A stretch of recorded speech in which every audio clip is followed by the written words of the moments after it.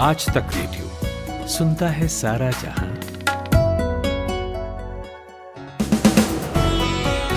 Hello नमस्कार, 30 जून शुक्रवार की शाम है। वक्त हो गया है हमारे इवनिंग न्यूज एनालिसिस पॉडकास्ट दिन भर का। मेरा नाम है जमशेद कमर सिद्दीकी।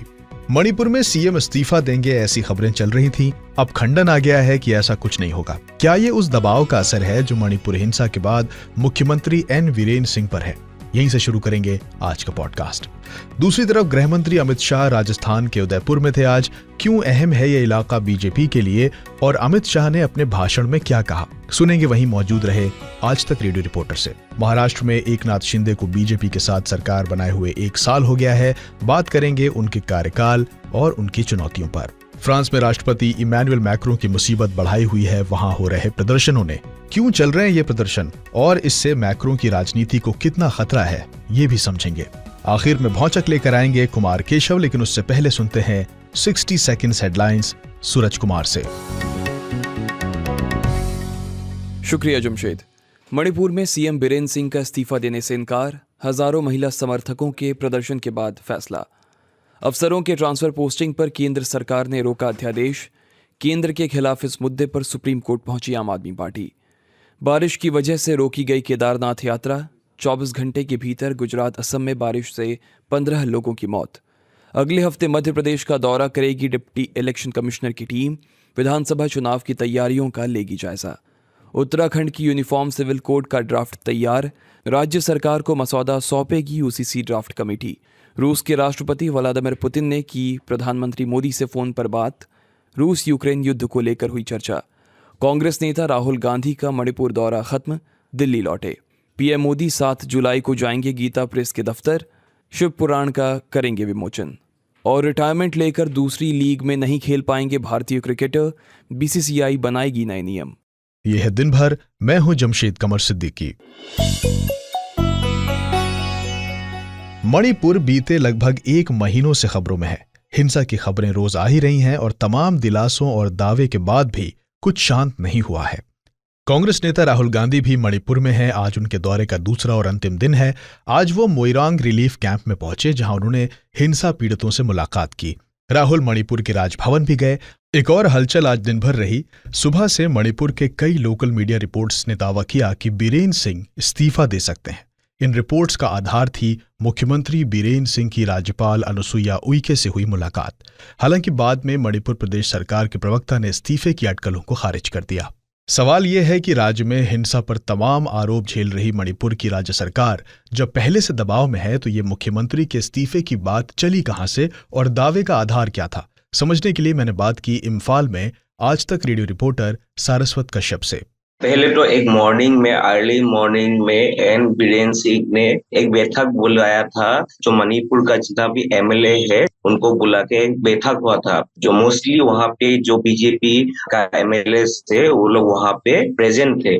उसके बाद ये मीटिंग हुआ था लगभग सुबह का 8 बजे। कल से ये बात निकल रहा है कि मणिपुर का जो chief minister N Biren Singh वो इस्तीफा देने वाला था आज। और ये मीटिंग होने के बाद एन बीरेन सिंह जो गवर्नर है उनको मिलने के लिए जाने वाले था और लेटर लेके। पर जब मीटिंग होने के बाद हम लोग को पहला बात मालूम चला है कि वो 10 बजे गवर्नर हाउस में जाने वाला था। पर 10 बजे से अराउंड 1000 वुमेन जो एन बीरेन सिंह का ऑफिशियल रेसिडेंस है और जो गवर्नर का ऑफिशियल रेसिडेंस है सिर्फ 700 मीटर्स दूर में ही है, तो लगभग पास में है। तो काफी वुमेन वहां पे क्राउड वहां पे in support of N Biren Singh निकल के आया है। उसके बाद क्राउड को कंट्रोल करने के लिए काफी पुलिस पर्सनल आर्मेड पर्सनल को वहां पे डिप्लॉय करना पड़ा। ये 10 बजे होने के बाद ये नेक्स्ट बात निकला कि एक बजे वो अपना रेजिग्नेशन देने के लिए जा सकते हैं। फिर एक्सटेंड हुआ 3 बजे तक।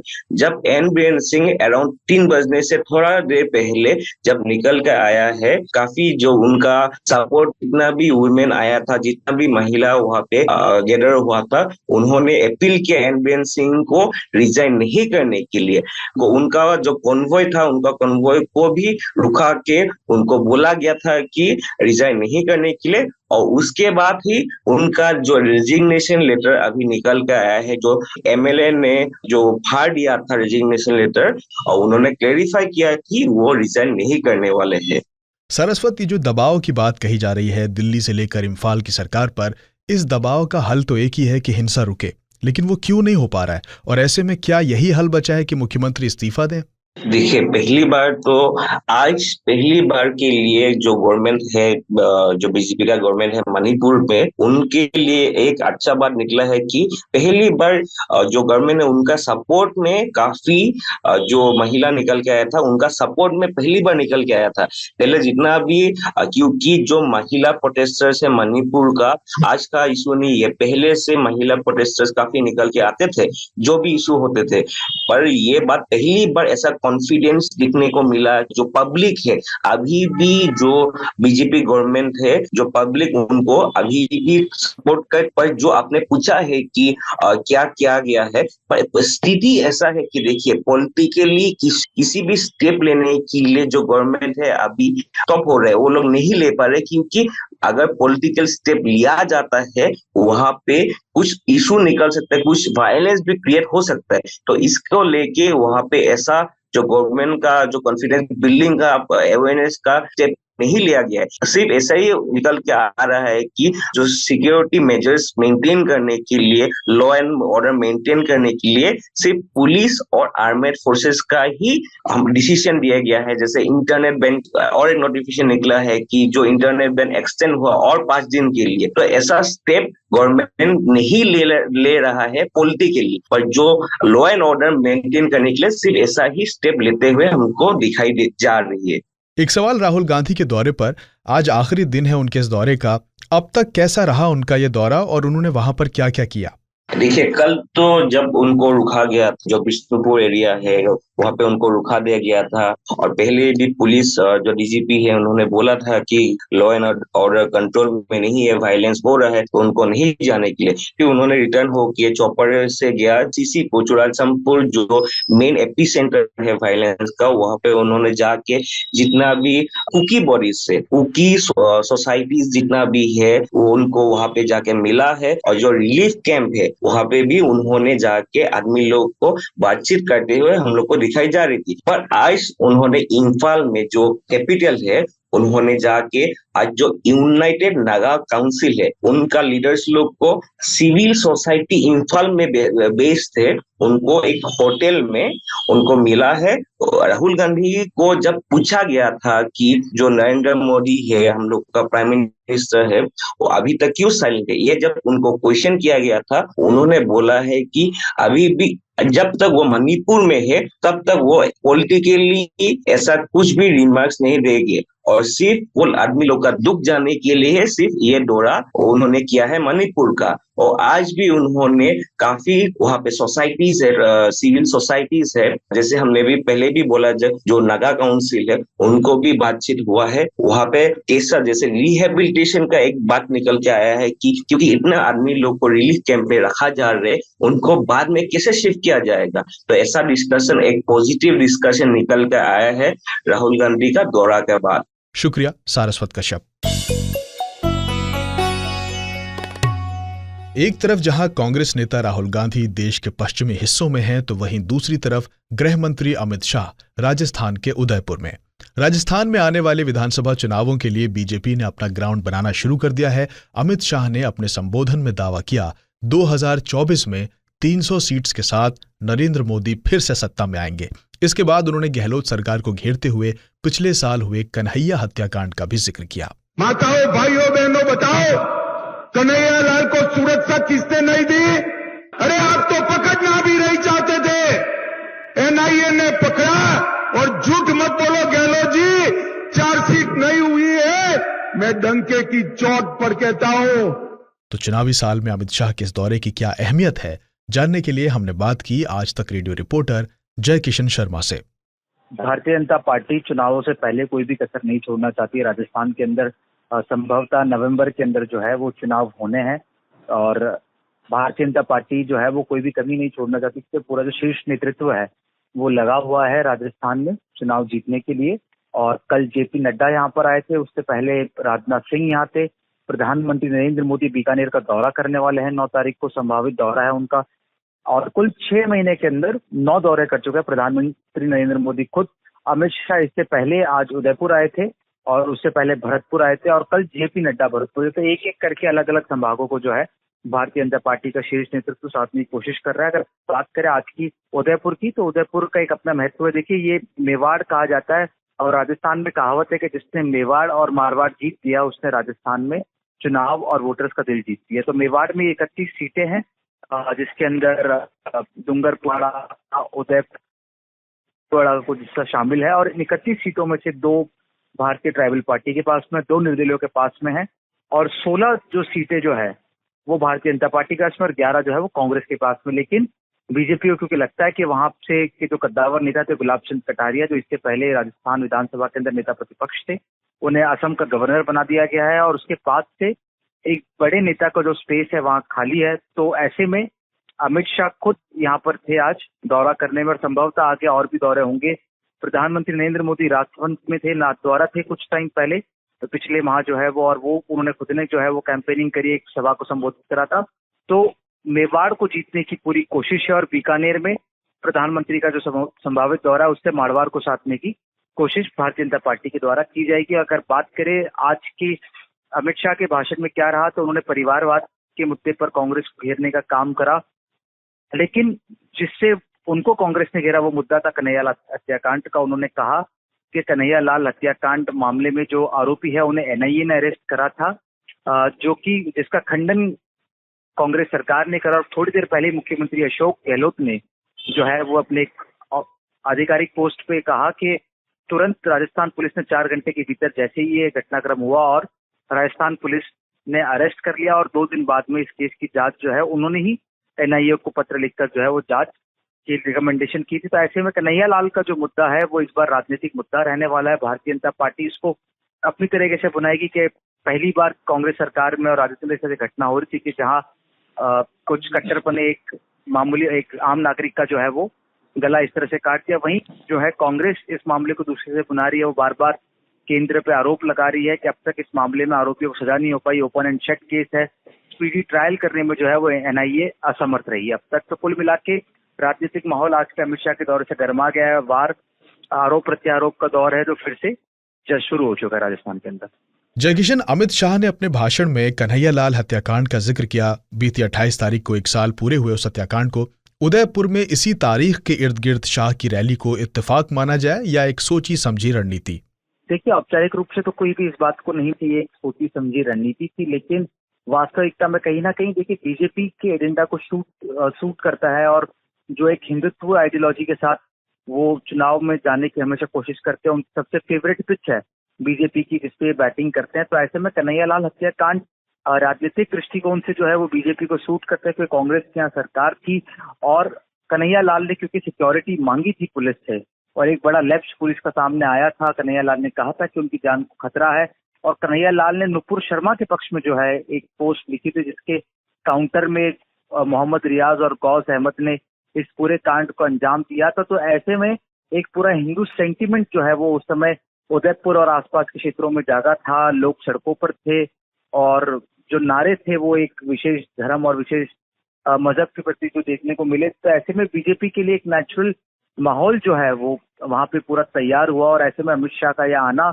लोगों को जख्म याद दिलाए, उन्होंने जो उस विचारधारा में मानते हैं। तो कहीं ना कहीं भारतीय जनता पार्टी को स्वाभाविक रूप से जो है आज का जो ये अमित शाह का दौरा था वो सूट करता है, लेकिन कहीं ना कहीं कांग्रेस को आज एक मौका मिल गया जब एक फैक्ट जो था वो अमित शाह गलत पड़ गए, वो इंटेंशनल था अनइंटेंशनल था वो एक अलग बात है, लेकिन कांग्रेस ने एक कमजोर कड़ी पकड़ लिया उस भाषण से और लगातार सोशल मीडिया पे डालकर जो है उसको ट्रेंड कर रहे। लेकिन दोबारा मैं आपके सवाल पे आ जाता हूँ कि औपचारिक रूप से नहीं लेकिन अनौपचारिक रूप से जरूर एक कैलकुलेटेड मूव था और सोच समझकर समझा हुआ मूव था अमित शाह का दौरा रखना। एक हिंदुत्व फायर ब्रांड नेता की उनकी छवि है और केंद्रीय गृह मंत्री है, तो ऐसे में जरूर ये बीजेपी को फायदा दे सकता है, यही सोचकर उन्होंने दौरा यहाँ पर अमित शाह का रखवाया था। बहुत बहुत शुक्रिया जयकिशन। आज ही के दिन 1 साल पहले महाराष्ट्र में एकनाथ शिंदे मुख्यमंत्री की कुर्सी पर बैठे थे। शिवसेना और बीजेपी के अलायंस में पूरे 1 साल हलचल रही। शिंदे मुख्यमंत्री तो बने लेकिन लोगों के बीच अपनी जगह बनाने के लिए हमेशा जूझते नजर आए। महाराष्ट्र में कुछ दिन पहले अखबारों में एक पोस्टर छपा था। इस पोस्टर में लिखा था Modi for India, Shinde for Maharashtra. हालांकि बाद में सेना ने बयान दिया कि इस पोस्टर को छपवाने में उनका कोई रोल नहीं है। सीएम एकनाथ शिंदे और डिप्टी सीएम देवेंद्र फडणवीस अपने बीच स्थितियां सामान्य दिखाने की कोशिश करते हैं, लेकिन ऐसी घटनाओं ने दोनों के बीच टसल होने की सुर्खियां बटोरी हैं। इसके अलावा एकनाथ शिंदे कैबिनेट में भी अपनी हिस्सेदारी चाहते हैं। कैबिनेट एक्सपेंशन को लेकर उनकी अपनी शर्तें हैं। तो ये समझने के लिए कि 1 साल के शिंदे कार्यकाल में क्या बड़ी बातें रहीं, हमने बात की इंडिया टुडे मैगजीन के सीनियर एसोसिएट एडिटर धवल कुलकर्णी से। देखिए, बड़ी बात ये रही कि नंबर एक, इलेक्शन कमीशन ने उन्हें शिवसेना होने का दर्जा दिया, ऑफिशियली एक दर्जा दे दिया। शिवसेना है और उन्हें शिवसेना का जो सिंबल है धनुष्य बाण का, वो तीर कमान का, वो भी दे दिया। दूसरी बात यह है कि सुप्रीम कोर्ट ने ये जो निर्णय है कि एकनाथ शिंदे और उनके साथ 15 विधायक, तो क्या उन्हें डिस्क्वालीफाई किया जा सकता है, वो निर्णय उन्होंने स्पीकर को सौंपा है महाराष्ट्र असेंबली के। ये दूसरी बड़ी बात है। तीसरी बात यह है कि इस अलायंस के ऊपर ही काफी लोग थोड़ा सिनिकल थे, तो फिर भी उन्होंने 1 साल सरकार चला के दिखाई है। तो मुझे लगता है ये बड़ी बात है 1 साल में उनके कार्यकाल में। धवल जी, बीजेपी के साथ इस नए गठबंधन को भी 1 साल हुए हैं, किस तरह से चल रहा है ये? और जो एक बात बराबरी की डील है जिसका दावा शिंदे करते हैं, वो कितनी दिखाई देती है इस गठबंधन में? देखिए, उनका स्ट्रगल जो है 2-3 मुद्दों पर है। पहली बात ऐसी है कि उनके साथ आज जो शिवसेना के 56 या 26 जो एमएलए हैं, उसमें से 40 तो उनके साथ जा चुके हैं और 10 और अपक्ष हैं, छोटी पार्टियां हैं। लेकिन ऐसा एक परसेप्शन है कि जो केडर है शिवसेना का, वो बिल्कुल उद्धव ठाकरे के साथ है। दूसरी बात यह है कि एक सिंपैथी के बारे में ऐसे कहा जाता है कि सिंपैथी उद्धव ठाकरे की है, वो सिर्फ मुंबई के आसपास के एरियाज के महाराष्ट्रियन लोगों में ही नहीं है। तो जो लोग ट्रेडिशनली शिवसेना के वोटर्स नहीं थे, जैसे माइनॉरिटीज में मुस्लिम समुदाय है, क्रिश्चियन कम्युनिटी है, तो उनके मन में भी उद्धव ठाकरे के बारे सीखती है, क्योंकि वो ऐसा मानते हैं कि उन्हें बिल्कुल गलत तरीके से मुख्यमंत्री पद से निकाला गया। और दूसरी बात यह है कि जो इलेक्शन कमीशन का निर्णय था, जिसके तहत शिवसेना का नाम और उनका सिंबल दोनों एकनाथ शिंदे को दिया गया, तो उसके बारे में भी लोग सोचते हैं कि गलत हुआ है। हाँ, दूसरी बात ये थी कि आज आप अगर देखोगे तो परसेप्शन ऐसे डेवलप हो रहा है सरकार में। चलिए, एकनाथ शिंदे मुख्यमंत्री है, देवेंद्र फडणवीस उप मुख्यमंत्री है, लेकिन ऐसे देखा जा रहा है तो एडमिनिस्ट्रेशन के ऊपर जो कमान है, जो कमांड जिसे है, तो वो देवेंद्र फडणवीस की है या भारतीय जनता पार्टी की है। कहीं ना कहीं भारतीय जनता पार्टी के नेता ये दिखाने की कोशिश करते हैं कि एकनाथ शिंदे आज मुख्यमंत्री है, लेकिन वो हमारी वजह से है। तो कहीं ना कहीं वो ऐसा दिखाने की कोशिश करते हैं, जैसा आपने देखा होगा थोड़े महीनों पहले जो चंद्रशेखर बावनकुळे हैं, महाराष्ट्र बीजेपी के प्रमुख, तो उन्होंने ऐसा स्टेटमेंट किया था कि 288 जो सीट्स हैं उसमें से 240 हम लड़ेंगे, बाकी एकनाथ शिंदे को छोड़ देंगे क्योंकि उनके पास उम्मीदवारी नहीं है। दूसरी बात ये थी कि अभी शिवसेना के जो 18 एमपीज है महाराष्ट्र से, टोटल 19 है उनके पास, तो उसमें से 13 एमएलए एकनाथ शिंदे के पास है। तो ऐसा एक कहा जा रहा है कि काफी सारे ऐसे सीट्स है 13 में, जहां पर भारतीय जनता पार्टी अपना उम्मीदवार खड़ा करना चाहती है, या तो एकनाथ शिंदे के शिवसेना के जो मेंबर्स ऑफ पार्लियामेंट हैं, तो वो भारतीय जनता पार्टी के सिंबल पर लड़ेंगे। तो ये परसेप्शन है कि एकनाथ शिंदे सत्ता में है लेकिन सत्ता चला नहीं रहे, मतलब is in power but not in authority. तो उन्हें इन दोनों फ्रंट्स पे मुझे लगता है आने वाले समय में जूझना पड़ेगा। ऐसी भी बातें चल रही हैं कि शिंदे अपने खेमे के लोगों के लिए केंद्रीय कैबिनेट में भी जगह देख रहे हैं। कितनी सही है ये बात, और अगर ऐसा है तो बीजेपी के लिए कितना संभव होगा ये करना? ऐसे कहा जा रहा है कि जब केंद्रीय मंत्रिमंडल का विस्तार होगा तो उस वक्त एकनाथ शिंदे के गुट के 2 एमपीज को, एक व्यक्ति को राज्य मंत्री पद, दूसरे व्यक्ति को फुल कैबिनेट मंत्री का दर्जा दिया जाएगा, इसे उनके लोग कह रहे हैं। ये भी कहा जा रहा है कि महाराष्ट्र में उनके 9 मंत्री हैं, प्लस खुद शिंदे मुख्यमंत्री हैं, इससे भारतीय जनता पार्टी के 9 मंत्री और देवेंद्र फडणवीस उप मुख्यमंत्री। तो ऐसे कहा जा रहा है कि भारतीय जनता पार्टी के नेता ये चाहते हैं कि देश जीते 5 मूवीज पे इसको ड्रॉप किया जाए क्योंकि वो बहुत कंट्रोवर्शियल है, या तो उनके परफॉर्मेंस में उनमें कोई दिक्कतें महसूस हो रही है। तो ये दोनों चीजें हो रही है। अभी ऐसे कहा जा रहा है, ऑफकोर्स ये बात तो हम काफी समय से सुनते आए हैं, अभी ये कहा जा रहा है। और वैसे आज उप मुख्यमंत्री देवेंद्र फडणवीस ने बताया भी कि शायद इस महीने, आने वाले महीने में, तो जुलाई का महीने में कैबिनेट एक्सपांशन हो सकता है। शुक्रिया धवल जी। पेरिस वो शहर है जो अपनी खूबसूरती और प्यार के लिए जाना जाता है। वहीं से इस हफ्ते एक घटना सामने आई है। बात है इस हफ्ते के मंगलवार की, जब पुलिस ने ट्रैफिक सिग्नल पर ना रुकने के लिए एक 17 साल के बच्चे की गोली मारकर हत्या कर दी। उसके बाद से ही पूरे शहर में विरोध प्रदर्शन शुरू हो गए हैं। आज इन प्रदर्शनों को 3 दिन बीत चुके हैं। प्रोटेस्ट करने वालों ने कई बिल्डिंग्स और कोर्ट्स में आग लगा दी। इस प्रोटेस्ट में अभी तक 875 प्रदर्शनकारियों को गिरफ्तार कर लिया गया है। फ्रांस के राष्ट्रपति इमैनुअल मैक्रोन ने इमरजेंसी मीटिंग बुलाई। इस वक्त क्या हालात हैं वहां पर और कैसे ये हिंसा इस स्तर पर पहुंच गई, जानने के लिए हमने फोन मिलाया अंतर्राष्ट्रीय खबरों पर नजर रखने वाले आज तक रेडियो रिपोर्टर अक्षय डोंगरे को। जो घटना मंगलवार को हुई, उसके बाद लोगों को भी और फ्रांस की सरकार को भी इतना अंदाजा नहीं था कि ये घटना जो हुई है बेहद अफसोसजनक है। लेकिन इस हद तक वहां पर दंगे शुरू हो जाएंगे, लूटपाट शुरू हो जाएगी, इतने सारे लोगों को अरेस्ट करना पड़ेगा। तो अगर अभी की स्थिति की बात की जाए फ्रांस में, तो हालात काफी नाजुक बने हुए हैं। सिर्फ पेरिस नहीं बल्कि कई सारे ऐसे शहर है जहां पर दंगों की घटनाएं हुई, जहां पर लूटपाट की घटनाएं आ रही है, जहां पर दुकानों को लूट लिया गया, सामान चोरी कर लिया गया। तो दंगे की आड़ में कई सारे लोग, असामाजिक तत्व अक्सर ऐसे होते हैं जो ये सब सामान चोरी करना या फिर सामान लूटने की गतिविधियों को अंजाम देते हैं, और इसी के चलते बड़े स्तर पे लोगों को अरेस्ट किया गया है। अगर बात की जाए कुल मिलाके की अभी तक कितने लोगों को वहां पर हिरासत में लिया गया, गिरफ्तार किया गया है, तो संख्या 870 से भी ज्यादा है। 875 अगर एग्जैक्टली बात की जाए फ्रांस में, तो 875 लोगों को अरेस्ट किया गया है। और उसके अलावा क्लैशेस यानी कि आपस में पुलिस और जो लोग विरोध कर रहे हैं, जो लोग प्रोटेस्ट कर रहे हैं, उनके बीच में झड़पें भी हुई है। और पिछले 3 दिनों से लगातार इस तरह की घटनाएं आ रही है।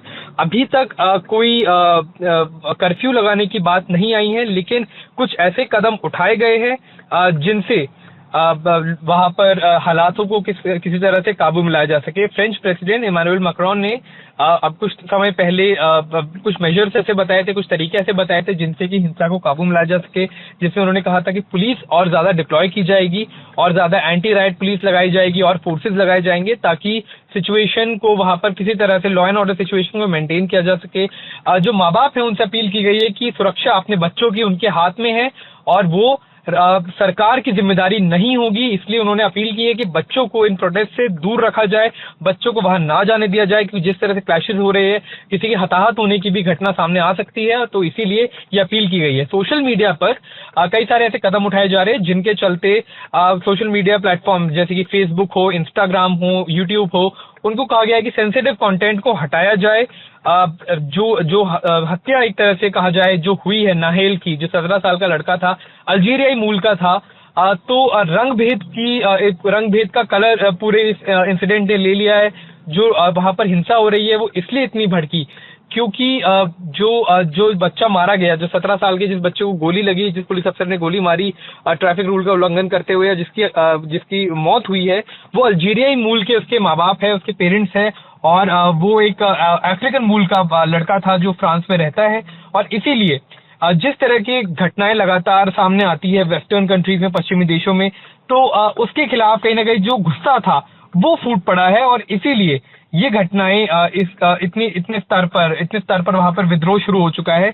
अब अगर बात की जाए मेयर की जो उस इलाके की है, तो उन्होंने अभी बोला है कि वो गुस्सा वो जानते हैं कि लोगों के अंदर गुस्सा है, वो जानते हैं कि लोगों की वहां पे डाइवर्सिटी है और लोगों को वहां सम्मान मिलना चाहिए, लेकिन अभी तक कोई प्लान ऐसा नहीं है कि कर्फ्यू वहां लगाया जाए।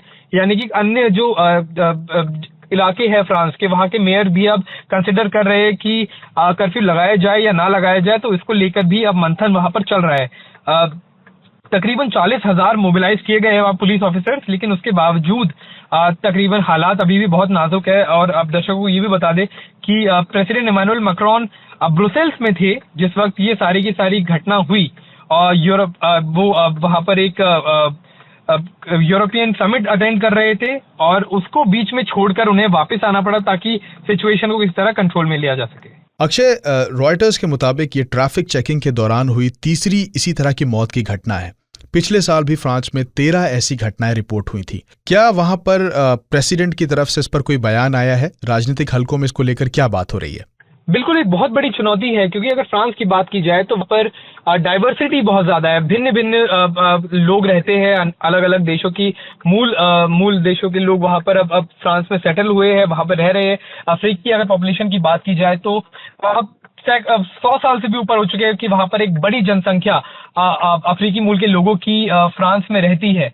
तो कहीं ना कहीं जो देश अपने आप को काफी डाइवर्स बताता है, कहता है कि वो अपनी डाइवर्सिटी में कहीं ना कहीं एक तरह से गर्व महसूस करते हैं, वहां पर एक 17 साल के बच्चे की हत्या हो जाना, और ये सिर्फ पहली हत्या नहीं, आपने जिस तरह बताया कि अन्य हत्याएं भी हो चुकी है। ऐसे आप पुलिस की फायरिंग में कई सारे कहीं ना कहीं जो कलर्ड लोग हैं, चाहे वो ब्राउन हो या फिर ब्लैक लोग हो, उनकी इस तरह से जाने जाना कहीं ना कहीं सवाल खड़ा करता है कि किस तरह से जो फ्रांस की सोसाइटी है वो लोगों को, जो बाहर से लोग आते हैं उनको एक्सेप्ट कर रही है, उनको अपने समाज में जगह दे रही है, और इसीलिए ये फ्रांस के प्रेसिडेंट के लिए एक बड़ी चुनौती बनकर उभरेगा। शुक्रिया अक्षय।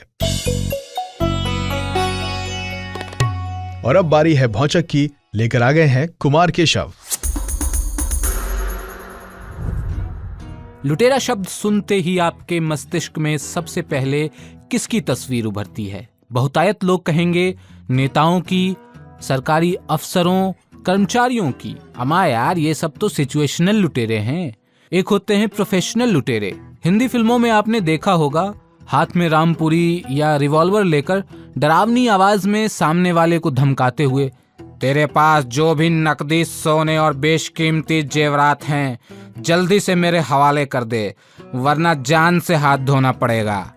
तो साहिबान, मेहरबान, कदरदान, आज लुटेरों का चरित्र चित्रण इसलिए क्योंकि आज की भौचक खबर में बात दिल्ली के एक दयावान लुटेरे की।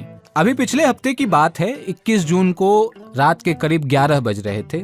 पुलिस को फोन पर जानकारी मिली कि शाहदरा के फर्श बाजार में 2 लोग बंदूक की दम पर एक कपल को लूट रहे हैं। सूचना मिलते ही पुलिस मौके पर पहुंची, दंदनाती हुई एकदम। कपल ने पुलिस को बताया कि एक स्कूटी पर सवार 2 लोग अचानक आए और हमें तमंचा दिखाकर रोक दिया। उन्होंने हमारी तलाशी ली, लेकिन संयोग से हमारे पास सिर्फ 20 रुपए ही मिले उनको। संतोष नहीं हुआ तो एक बार और तलाशी ली और फिर भी कुछ नहीं मिला, तो उल्टा 100 रुपए हमें थमाकर फरार हो गए। दंपति की शिकायत पर पुलिस ने डकैती के प्रयास और आर्म्स एक्ट के तहत केस दर्ज कर लिया। फिर दिल्ली पुलिस ने शाहदरा की ऑपरेशन यूनिट टीम को काम पर लगाया। जिस इलाके में लूट की कोशिश की गई थी, वहां के 200 सीसीटीवी कैमरों के फुटेज खंगाले गए। अपनी तफ्तीश में पुलिस को जगतपुरी इलाके में एक आरोपी हर्ष राजपूत के बारे में जानकारी मिली। पुलिस ने उसे गिरफ्तार कर लिया।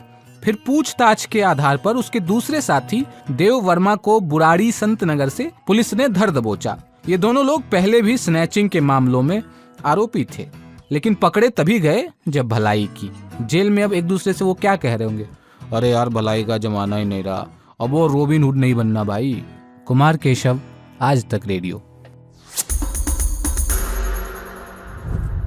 दिन भर का ये पॉडकास्ट यहीं खत्म करने का वक्त है, लेकिन जाने से पहले आपको याद दिला दें कि आज तक रेडियो पर मैं लेकर आता हूं कहानियों का एक पॉडकास्ट जिसका नाम है स्टोरी बॉक्स। अगर आप इंसानी रिश्ते और उनके बारीक जज्बात में डूबी हुई कहानियां सुनने का शौकीन हैं, तो आज तक रेडियो पर अभी सुनिए स्टोरी बॉक्स। हमारे बाकी शोज की तरह इसे भी आप स्पॉटिफाई, एप्पल पॉडकास्ट, गाना, विंक, जियो सावन पर सुन सकते हैं। आपको बस सर्च करना है स्टोरी बॉक्स, STORYBOX बिना स्पेस के, विद जमशेद। तो सुनिएगा जरूर, और हमारे बाकी शोज आपको कैसे लगते हैं वो भी हमें बताइए। हमारा पता है radio@aajtak.com। इस पॉडकास्ट को प्रोड्यूस किया है चेतना काला ने, साउंड मिक्सिंग है सचिन द्विवेदी की। मेरा नाम है जमशेद कमर सिद्दीकी। सुनते रहिए आज तक रेडियो। नमस्कार।